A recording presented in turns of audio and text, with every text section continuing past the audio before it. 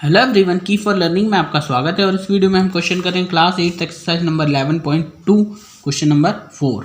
Question है a diagonal of a quadrilateral shaped field is 24 meter and the perpendiculars dropped on it from the remaining vertices are 8 meter and 13 meter. Find the area of the field. तो question में क्या कहा है, ये कहते हैं कि क्वाड्रिलेटरल शेप्ड फील्ड है।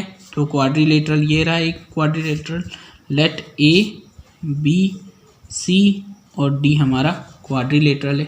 फिर कहते हैं कि इस पर एक डायगोनल है, तो कौन सा, ये एक डायगोनल है ए सी, ठीक है, यहाँ से यहाँ तक।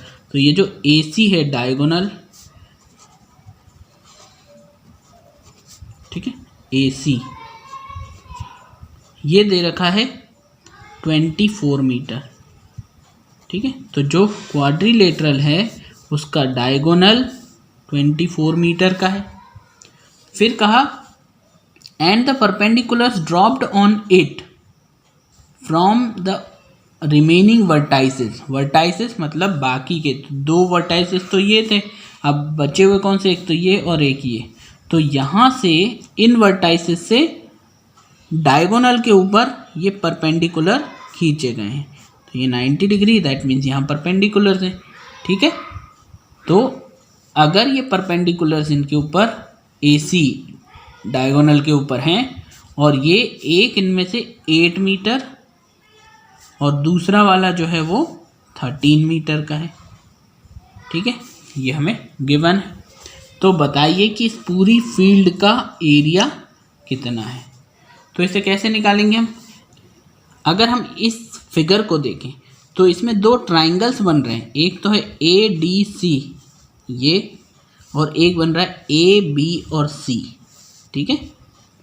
तो अगर हम इन दोनों ट्राइंगल्स का एरिया निकालें और उन दोनों को प्लस कर दें तो इस पूरी फील्ड का एरिया आ जाएगा, ओके। तो यदि देखें तो इतना हिस्सा छुपा लें अगर हम, तो हमारे पास क्या है, ट्राइंगल ये ए डी और सी है, जिसके अंदर ये परपेंडिकुलर है इसका, तो ये इसकी हाइट का काम करेगा, ठीक है। तो ये हाइट हो जाएगी, और ये जो नीचे है ये बेस का काम करेगा। तो बेस कितना है, ये हमें कितना दे रखा है, ये दे रखा है 24। तो इस फिगर में यानी इस ट्राइंगल में ये हो गई हाइट और ये हो गया बेस। तो पहले हम इस ट्राइंगल का एरिया निकालेंगे, फिर हम इधर वाले ट्राइंगल का ऐसे ही एरिया निकालेंगे। जब इधर का है तो ए बी सी, इसका एरिया ये हो जाएगी इसकी हाइट और ये हो जाएगा बेस। तो जब हमारे पास ट्राइंगल में बेस और हाइट होती है तो 1/2 इंटू बेस इंटू हाइट का फॉर्मूला लगा करके हम क्या निकाल सकते हैं, एरिया निकाल सकते हैं। तो पहले हम इस ट्राइंगल में लेते हैं, ठीक है। तो सॉल्यूशन में in triangle A D C इसके अंदर आपका ए सी बेस है, base A C which is 24 metre, ठीक है। और हाइट कितनी है इसमें, हाइट ये है डी, और इसको मान लिया हमने एम और इसको मान लिया एन, तो डी एम जो कितना है 8 metre.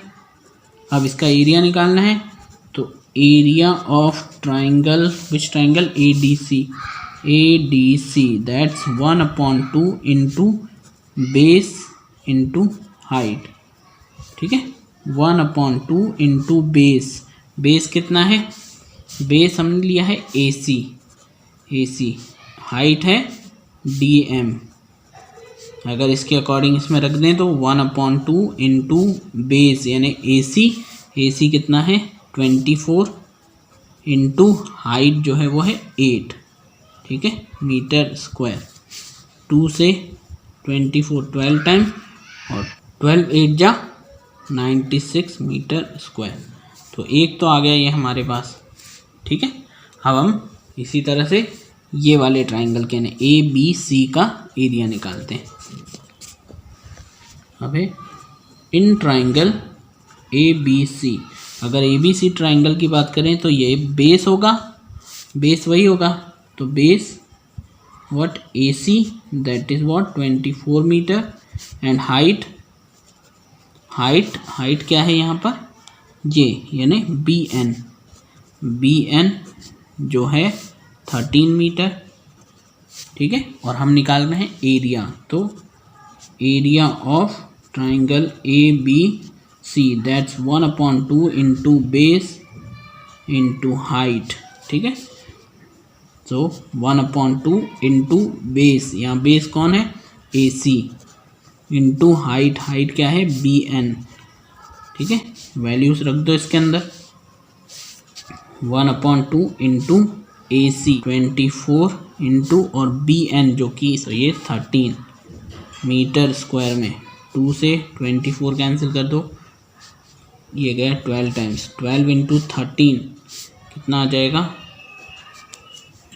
156 metre square, that second, ठीक है। तो अब हमारे पास दोनों एरियाज आ गए, ठीक है। अब जो निकालना है हमें, वो निकालना है एरिया ऑफ फील्ड, है ना, एरिया ऑफ क्वाड्रिलेटरल शेप्ड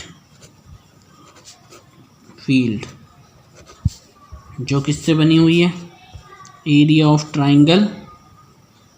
एक ट्राइंगल कौन सा है, एक तो है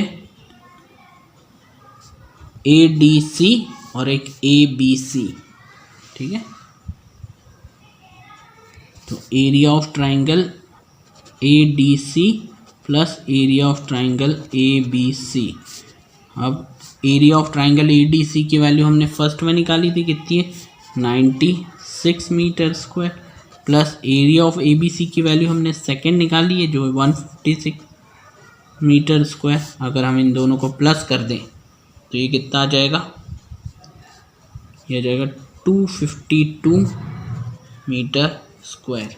ओके, तो ये आ गया हमारा फील्ड का एरिया, यही हमारा आंसर है।